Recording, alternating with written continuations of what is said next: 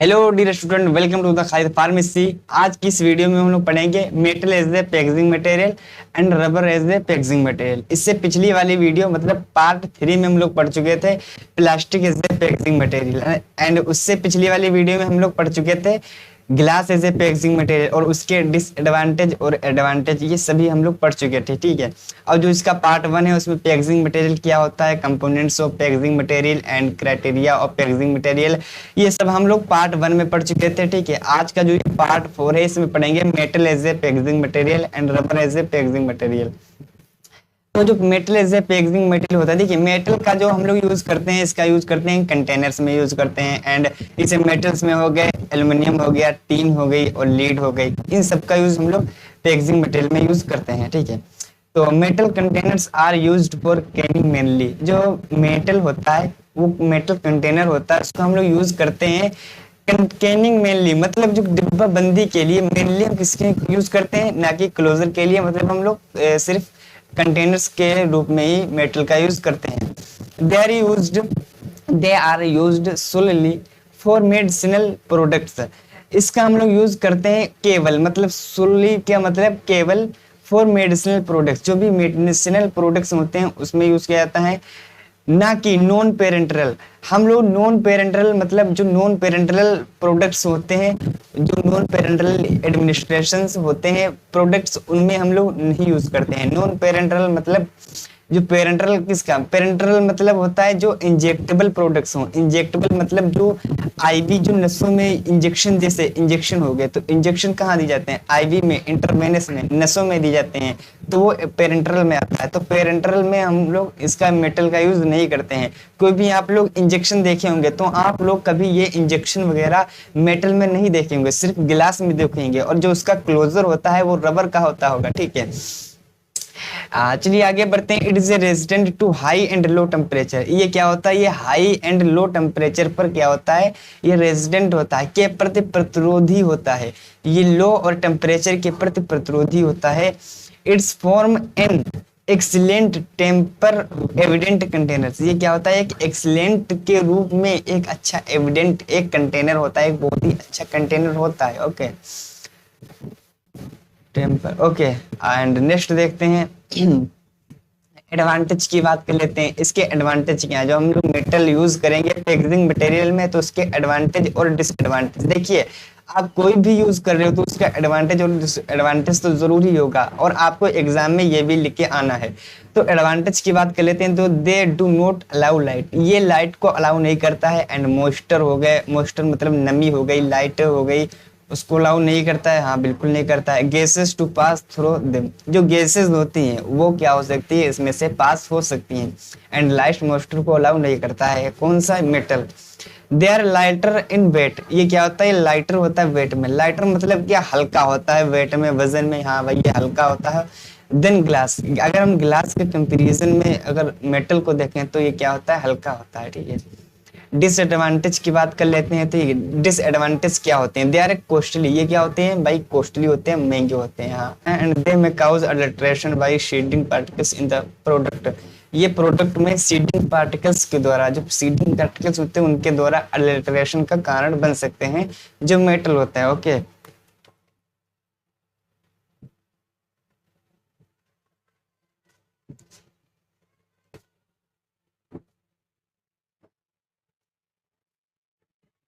And metal used for packaging. अब हम metal में जिस जो यूज करते हैं पैकेजिंग में, जैसे एल्युमिनियम का यूज करते हैं, टीन का यूज करते हैं, ये सभी क्या है, मेटल हैं। ठीक है, जो एल्युमिनियम हो गया, टीन हो गया, लीड हो गए, ये सभी मेटल हैं। ठीक है, हम इन सभी का यूज करते हैं पैकेजिंग में।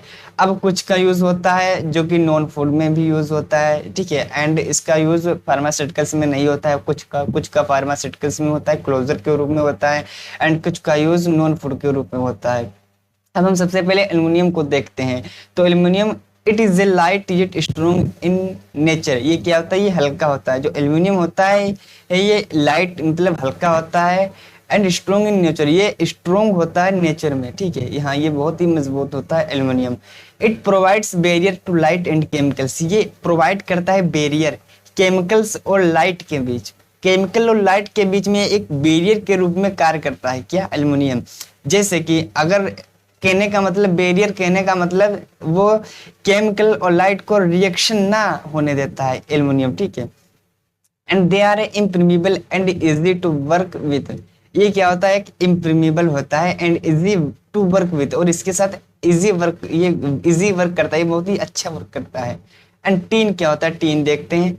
तो tin tin containers are preferred for food. ये जो टीन होते हैं ये किसके लिए, ये फूड के लिए। ये क्या होता है, टीन हम लोग जनरली फूड में यूज करते हैं एंड फार्मास्यूटिकल्स में भी यूज करते हैं टीन का उपयोग। It is a most chemically inert of all the metals. ये एक बहुत ही केमिकली इनर्ट, मतलब केमिकल के विरुद्ध के प्रतिरोधी होता है केमिकल्स के, ऑफ ऑल द मेटल्स, जितने भी मेटल्स हो गए उनके कंपेरिजन में क्या होता है, केमिकली इनर्ट होता है, ठीक है। लीड को देख लेते हैं। Lead is a packaging material. Lead भी क्या है, एक मेटल ही है। टीन भी एक मेटल है, एल्युमिनियम भी एक मेटल है। अब लीड को देखते हैं, लीड क्या होता है, okay. It has lowest cost from all other metals. इसका जो खर्च होता है वो बहुत ही लो होता है, मतलब ये बहुत ही सस्ता होता है फ्रॉम ऑल अदर मेटल्स। अगर हम सभी मेटल्स को देखें और उसका कंपैरिजन इस लीड से करें तो क्या होगा, ये बहुत ही सस्ता होता है। And it is widely used for non food materials. इसका हम लोग वाइडली मतलब जनरली यूज करते हैं नॉन फूड मटेरियल्स के लिए। अब नॉन फूड मटेरियल्स जिनको हम लोग खाते नहीं है उनको ही नॉन फूड मटेरियल्स कहते हैं।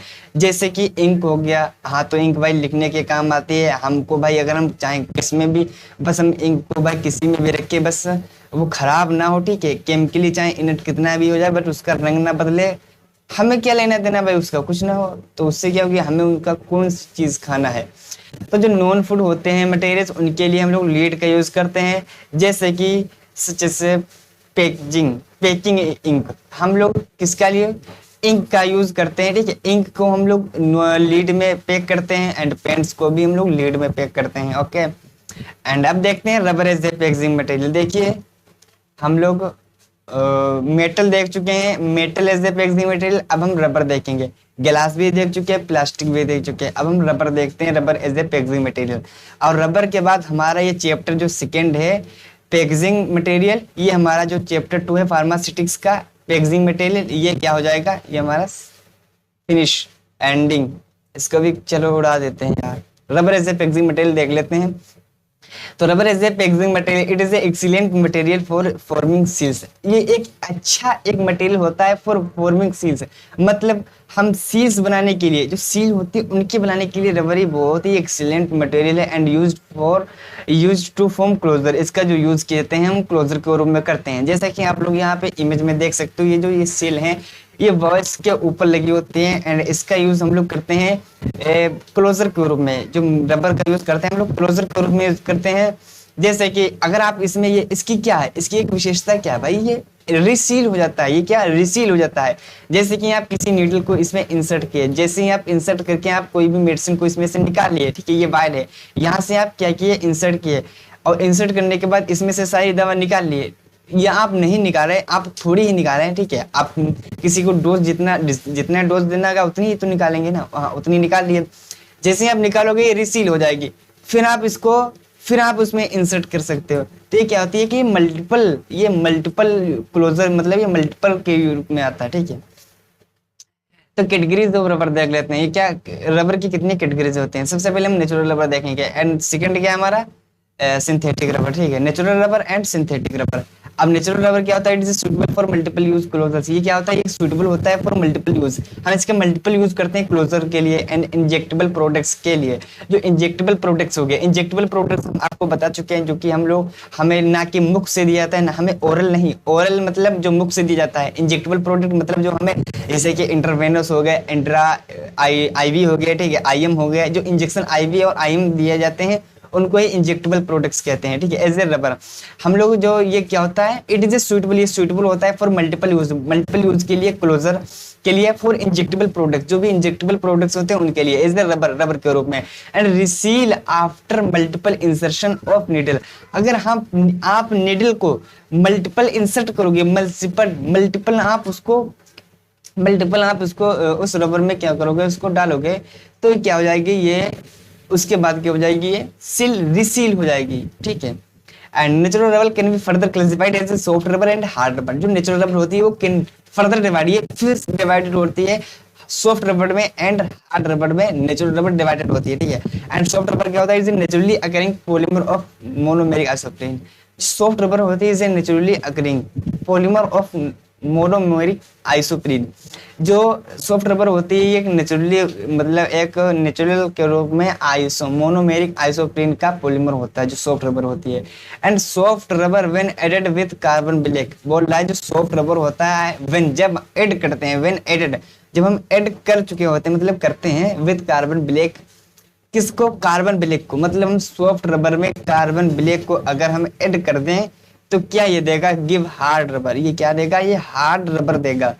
विच कैन बी यूज्ड, जिसको हम लोग यूज करते हैं किसमें, टार्स बनाने में एंड ट्यूब्स बनाने में यूज करते हैं हार्ड रबर को।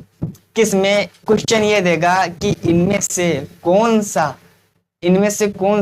कार्बन, इसमें से कौन सा हार्ड रबर बनाने में यूज करते हैं। ऑप्शन ए हो जाएगा कार्बन ब्लैक, ओके।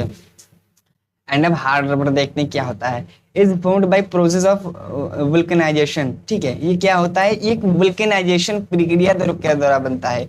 एक वुल्कनाइजेशन प्रोसेस के द्वारा ये क्या बनाया जाता है, हार्ड रबर को बनाया जाता है। हार्ड रबर को वुल्कनाइजेशन के प्रोसेस के द्वारा बनाया जाता है। In which soft rubber is mixed and warm with sulphur, जिसमें soft rubber is mixed with warm with sulphur, मतलब एंड वार्म विद सल्फर, मतलब सल्फर के साथ इसको मिक्स किया जाता है गर्म करके, इसको मिक्स किया जाता है गर्म करके किसमें, सॉफ्ट रबर में। And set into given shape, और इसका आकार हम दे सकते हैं, मतलब इसका आकार हम अपनी मर्जी से देख सकते हैं, ठीक है।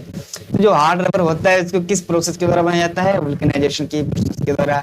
एंड जिसमें हम soft rubber is mixed with sulphur, जिसमें हम सल्फर को साथ मिक्स करके, सॉफ्ट रबर को सल्फर के साथ मिक्स करके गर्म करते हैं, जिससे हम आकार, हम कई शेप, हम जो हमारी मर्जी वो हम शेप इसका दे सकते हैं, ओके। एंड हम सिंथेटिक रबर देखते हैं। सिंथेटिक रबर क्या होता है, this rubber is resistant to oxidation, ये जो रबर होती है ऑक्सीडेशन हो गया, ऑयल्स हो गया एंड अदर केमिकल्स हो गया, उनके प्रतिरोधी होता है, मतलब ये रेजिस्टेंट होता है, ठीक है। एंड अब इसके एडवांटेज एंड डिसएडवांटेज देख लेते हैं। तो एडवांटेज क्या है, provide resistant against acid and alkalis, जो अल्कलीज हो गया उन्हें एसिड हो गए तो उसके अगेंस्ट ये क्या कर सकता है, रेजिस्टेंट प्रोवाइड करता है, बिल्कुल करता है यहाँ। And help in better closure of products के क्लोजर में एक अच्छा हेल्प करता है, एक बेटर क्लोजर बनाने में हेल्प करता है, ओके। एंड इसके डिसएडवांटेज देख लेते हैं। Can be oxidised by oils, ये क्या हो सकता है, ये ऑक्सीडाइज्ड हो सकता है ऑयल्स के द्वारा एंड सोलवेंट के द्वारा। इसका जो डिसएडवांटेज होता है ये सिर्फ इतना होता है कि अगर ऑयल हो गया या सोलवेंट हो गया, सोलवेंट मतलब ब्लैक हो गया, ये ऑयल हो गया, तो उसके द्वारा ये ऑक्सीडाइज्ड हो सकता है। ऑक्सीडाइज्ड मतलब ऑक्सीकृत हो सकता है, ठीक है।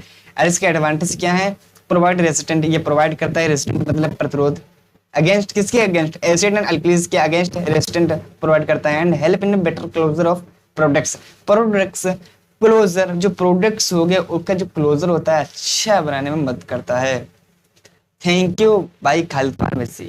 आज की इस वीडियो में हमारा जो सेकेंड चैप्टर है फार्मास्यूटिक्स का वो बिल्कुल फिनिश हो चुका है, वो बिल्कुल उसको हम लोग उड़ा दिए हैं, ठीक है। एंड नेक्स्ट अब हमारा थर्ड पार्ट है, ठीक है, फार्मास्यूटिकल एल्स, उसका हम पार्ट 1 जल्दी लेके आएंगे। तो अगर वीडियो अच्छी लग रही हो, अगर आप लोगों को समझ में आ रहा है तो वीडियो को सब्सक्राइब कर लो, हमारे चैनल को सब्सक्राइब कर लो, और हाँ वीडियो को लाइक भी कर दो। थैंक यू, धन्यवाद।